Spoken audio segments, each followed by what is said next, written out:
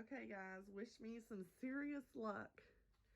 Since we're going to be going on vacation, I decided that we would plug in our heat mats and try out the greenhouse. This dirt is very dry. I don't think it has anything started yet.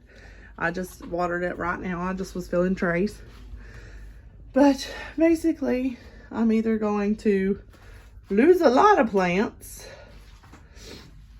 or hopefully everything's going to be just fine and these trays will, like the heat mats will help.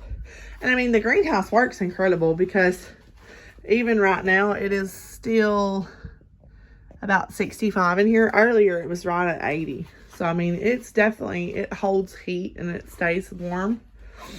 But here's all my tomatoes and they're all doing so good. I literally only had one hole not germinate right there, and that's it. Everything else came up or is in the process of coming up. My peppers are kind of late just because peppers have to have warmth. So these heat mats, I feel like, really kind of helped my peppers quite a bit.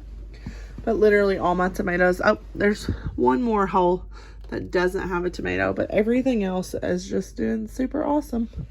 And I kind of think it's funny, but this end is like a lot more vigorous looking than this end. And it's because this end, as you can see, this little plant right here, this end for some reason got dry, and this end was not dry, and I didn't realize it. So I woke up and like all these plants were wilted. Like you can see, they're trying to kick back, and I'm sure they will make it, but you can just tell, like this end super hardy, this end really kind of small and not so hot. But they had the same level of light and everything else. And that is something else I will say. Part of the reason that their end dried out more than the other end of the tomatoes is because we had the heat mat out under them on our grow shelf. But it ended up that Stony had the heat mat rolled up on the end up against this part. So I think it was just way overheating and drying them out, which is why they didn't do so good and why they wilted. But once I figured that out, I was like, oh crap. Because I was just like, oh, this end's moist, you know, no big deal. Well, not that end. These 3 rows of tomatoes were like, I'm so parched. So thankfully I've got that taken care of. And I was actually just watering the plants. You see, they've already sucked up their water. I really will say that I really like these blue planters. I don't even know the name. Oh, here they are. They're the Burpee brand. But I really like them. And these right here, this is their second year. These are really pretty stiff, really good little planters, and they have the greenhouse tops. But like, I grew in these last year and pot plants out of them, and the bottoms didn't bust or anything. Versus these Walmart brand ones. You can see how tore up the bottoms of these are because I did grow in them last year. Like I said, I'm just now getting that dirt wet. But that's what all these are too. And I mean, the bottoms of them just kind of took a beating whenever I was taking plants out. So I'm really thinking that I'm going to like this specific one for this east right here. I think that that's going to help me so much. Now, if any of you guys kind of followed us last year, you'll know that we normally transplant our tomatoes into a solo cup. And honestly, all these tomatoes have 2 and 3 starts per thing. Just because these were last year's seeds, so I wanted to be sure that I planted enough in case they didn't have a good germination rate. Clearly they did, because literally every seed germinated, but one hole in one tray and one hole in this other tray.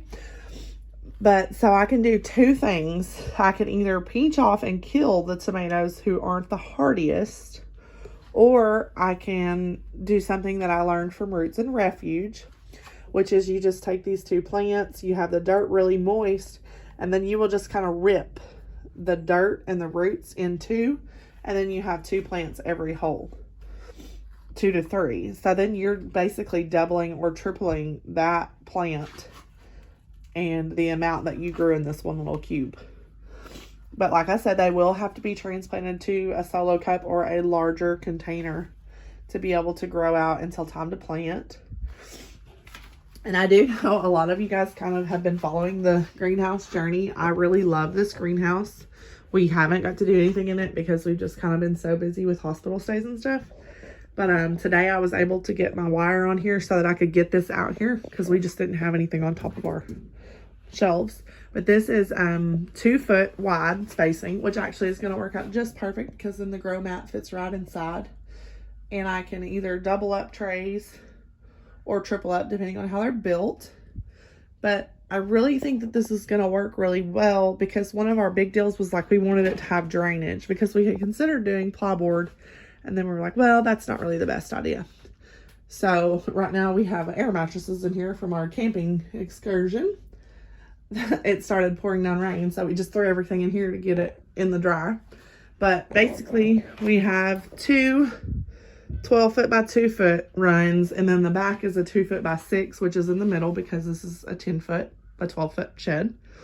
And this space right here, that's just going to be 6 foot to have to fill. We're going to use a lot thinner wire so that it can hold things just on top of it, like our solo cups and stuff, because I kind of feel like this may not be stable enough for a solo cup to sit on, but it probably will be. I mean, we don't know yet, so we'll just have to see. But basically our shed is getting there, or not our shed, but our greenhouse. And he built the door with a cable tie in the middle to pull it tight.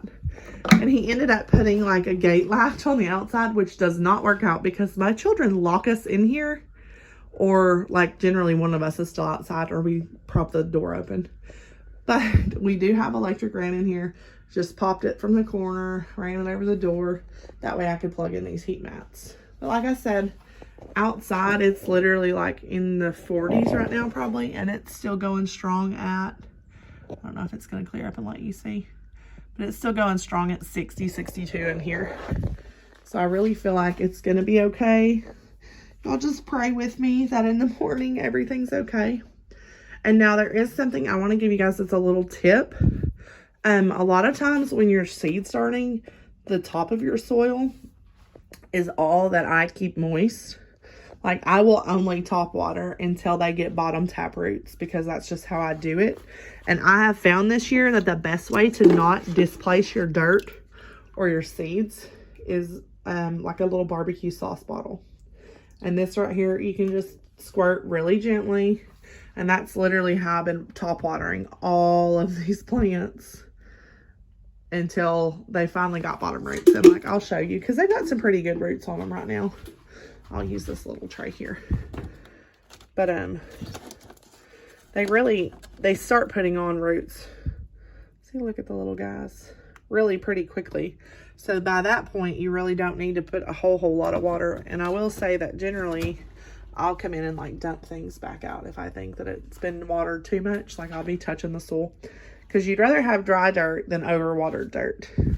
That is like a rule of thumb. Now this dirt all looks really wet, but it's actually not. It's just barely damp. Like it sticks to your finger, but it's not like smushy, like wet. This is all my herbs. But I just thought I'd make this super long, not short at all video to show you guys. And I hope you enjoy it.